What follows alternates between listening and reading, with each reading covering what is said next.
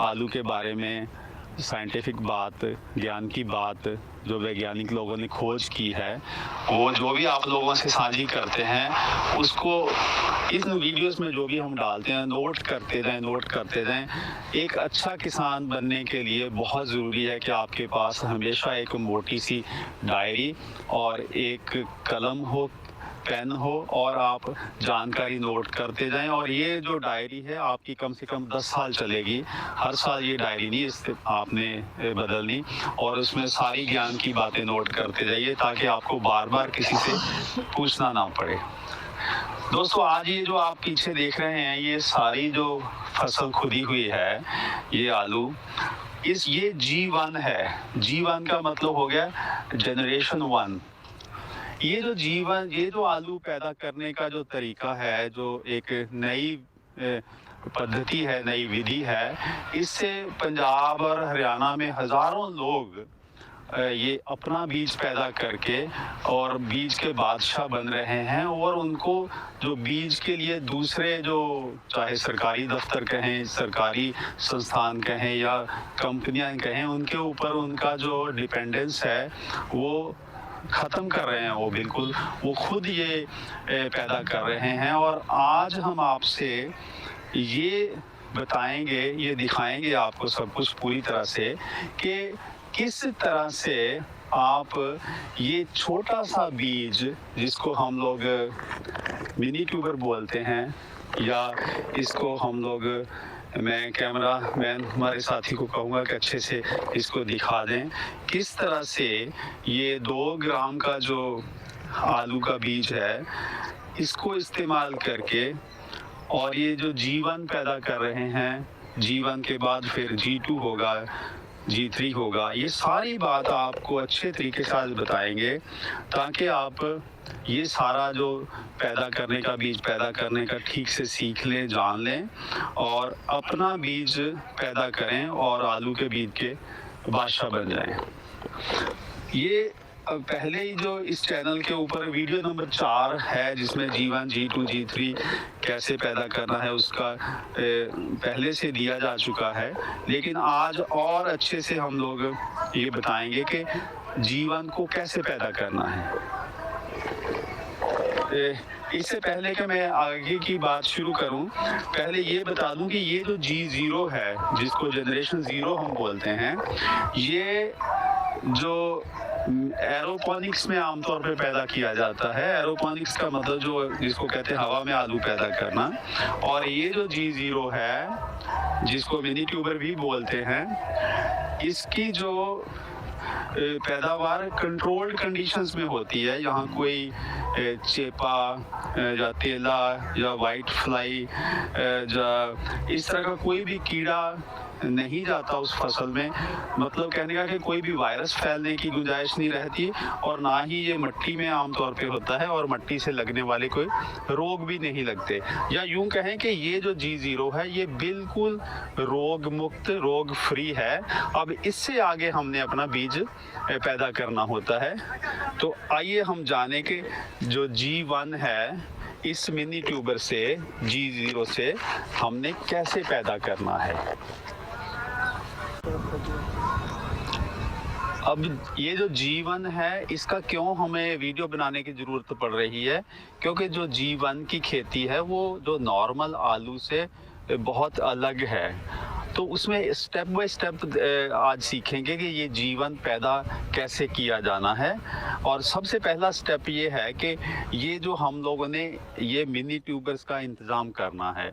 और आमतौर पे किसान जो इस एरिया में कर रहे हैं 5,000, 6,000, 10,000 जितनी उनकी ज़रूरत है, वो पहले वो मिनी ट्यूबर ख़रीदते हैं जो बिजाई से लगभग 1 महीना पहले जो मिनी ट्यूबर बेचने वाली कंपनियां हैं उनसे।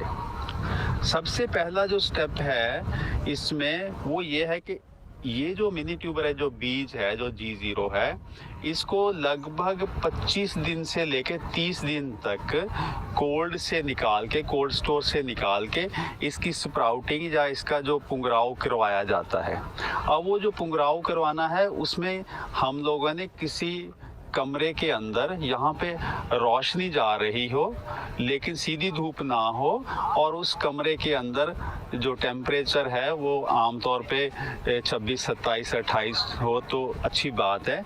और इसका जो पुंगराव करवाना है तो फर्श पे बिछा देना है हमने, और पहले 5 से 7 दिन तक उसके ऊपर बोरियों से या किसी कपड़े से अच्छे से ढक दो।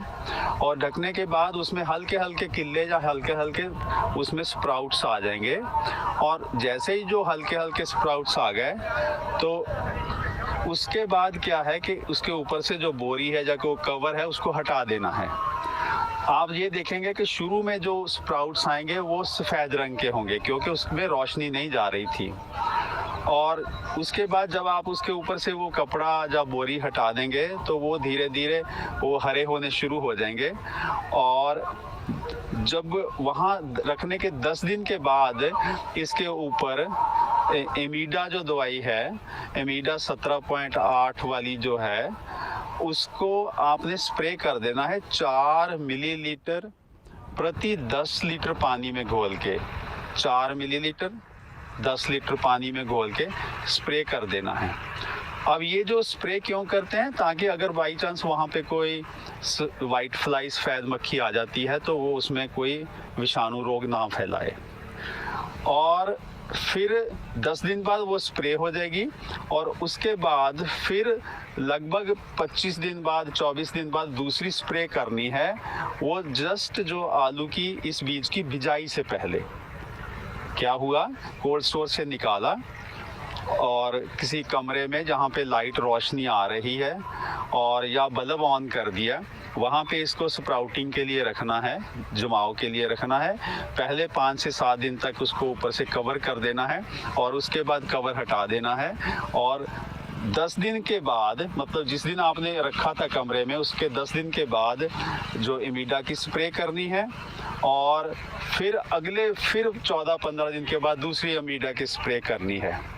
तो इस तरह से ये बीज 25 दिन में तैयार हो जाएगा खेत में बिजाई करने के लिए।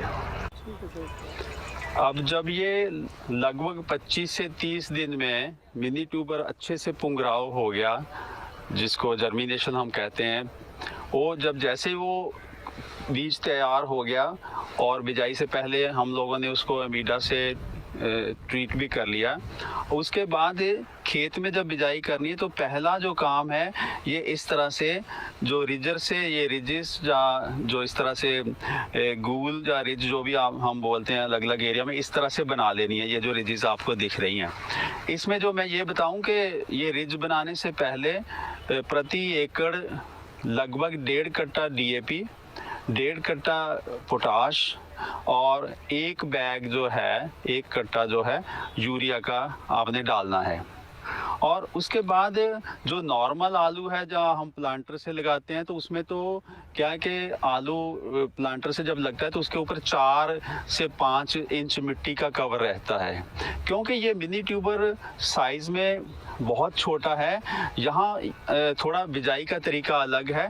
ये इस तरह से पूरी तरह से ये अच्छी से जो रिज बन जाएगी, लेकिन ख्याल ये रखना है कि ये रिज की बहुत ज़्यादा ऊंचाई नहीं रखनी, इसको ऊपर से जो इसका तीखापन ख़त्म कर देना है। और करके इसमें फिर जब मिनी ट्यूबर है वो 7-8 इंच की दूरी पे ऐसे उसमें लगाना है कि मिनी ट्यूब के ऊपर 2 इंच से ज़्यादा मिट्टी का कवर ना हो। अगर मिट्टी ज़्यादा डाल दी और गहरा कर दिया तो उसमें कुछ मिनी ट्यूबर है जो ये छोटे बीज हैं आलू के, वो हो सकता है जमे ना या उनमें दिक्कत आ जाए। तो इस तरह से हाथों से कोशिश करें, हाथों से 7-8 इंच की दूरी पे आप एक जो दाना है, एक मिनी ट्यूबर उसको लगाएं और मिट्टी का जो कवर है उसके ऊपर 2 इंच से ज़्यादा ना रखें। और यहाँ जो पंजाब में तो ये आप जैसे देख रहे हैं हैं। इस तरह से इसकी बिजाई के लोगों ने मशीनें और जुगाड़ बना रखे हैं, जिससे बिल्कुल जो एक बीज से दूसरे बीज की दूरी वो सेम रहती है और साथ के साथ उसके ऊपर मिट्टी का जो कवर है वो भी सेम रहता है। तो इस तरह अगर करेंगे तो आपका जमाव जो है वो 98-99% या 100% 100% जमाव भी हो सकता है। 100 में से 1-2 दाने किसी वजह से ना जमे। तो इस तरह से बहुत अच्छी सी बिजाई करनी है। अब जब बिजाई होगी अच्छे से तो दूसरा जो स्टेप आता है पानी लगाने का, सिंचाई का। सिंचाई का जो है इसमें ख्याल ये रखना है कि अगर तो नमी खूब है खेत में पहले से तो आप 8-10 दिन बाद भी सिंचाई कर सकते हैं, लेकिन अगर मिट्टी गीली नहीं है, नमी कम है, तो दूसरे तीसरे दिन भी सिंचाई की ज़रूरत पड़ सकती है।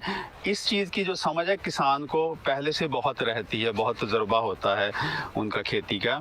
लेकिन ख्याल ये रखना है कि इसमें पानी ना तो बहुत ज़्यादा भर के देना है कि बिल्कुल ही तर हो जाए, डूब ही जाए, ना ही इतना कम देना है कि जो बीज है जिसके ऊपर सिर्फ 2 इंची की मट्टी की तय है वो सूखे में ही रह जाए।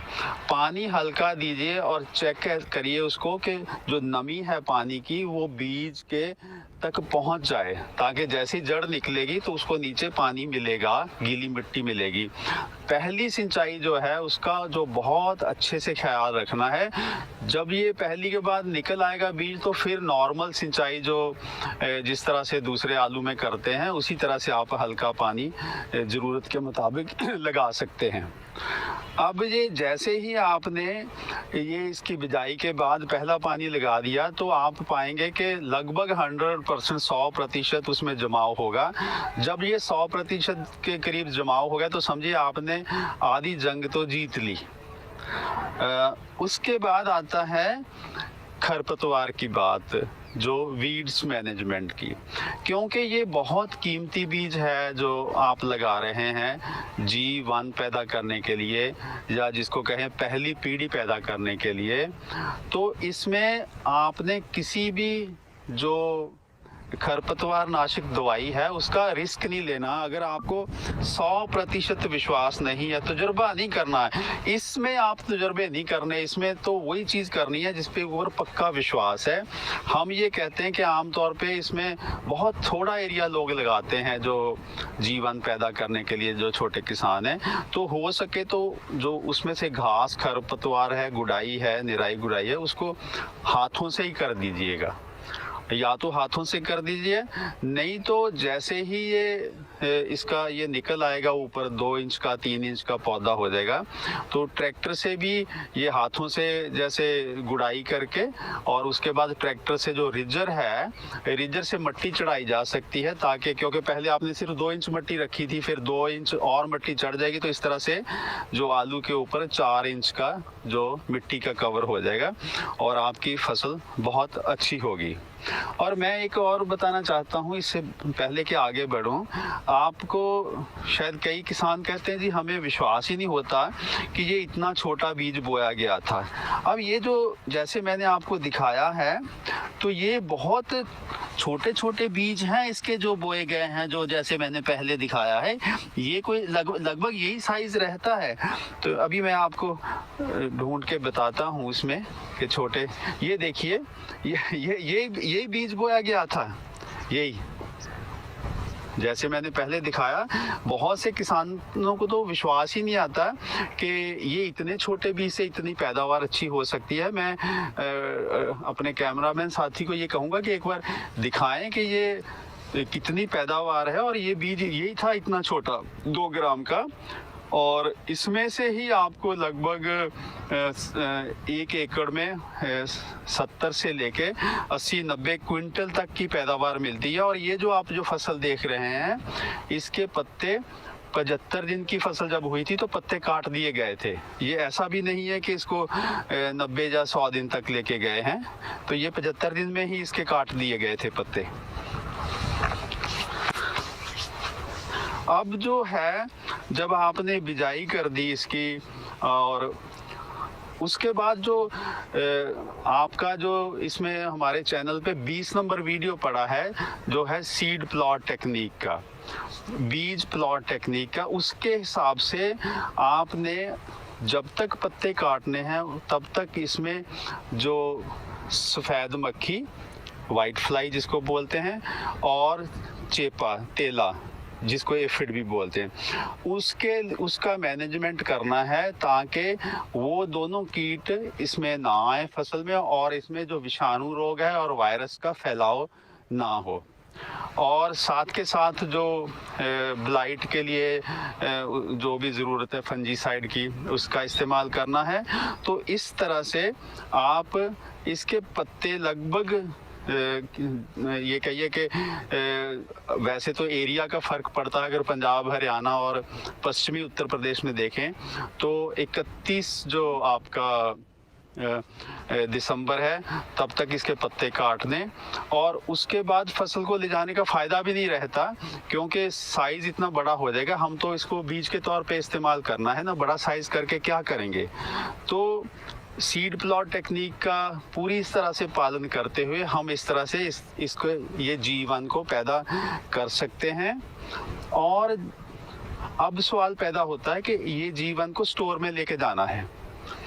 स्टोर में ले जाने का क्या है कि इसको 3% जो बोरिक एसिड है, उससे 3% का मतलब होता है कि 30 ग्राम प्रति लीटर उसका घोल बना के इसको स्प्रे करके अच्छे से ट्रीट कर लें। और उसके बाद इसको जब स्टोर में रखना है तो बहुत से किसान क्या करते हैं, क्योंकि ये बीज बहुत कीमती है, अगर मार्केट से जीवन खरीदेंगे तो आपको 7,000 रुपये 8,000 रुपये क्विंटल बिकेगा। क्यों इतना महंगा है ये? एक तो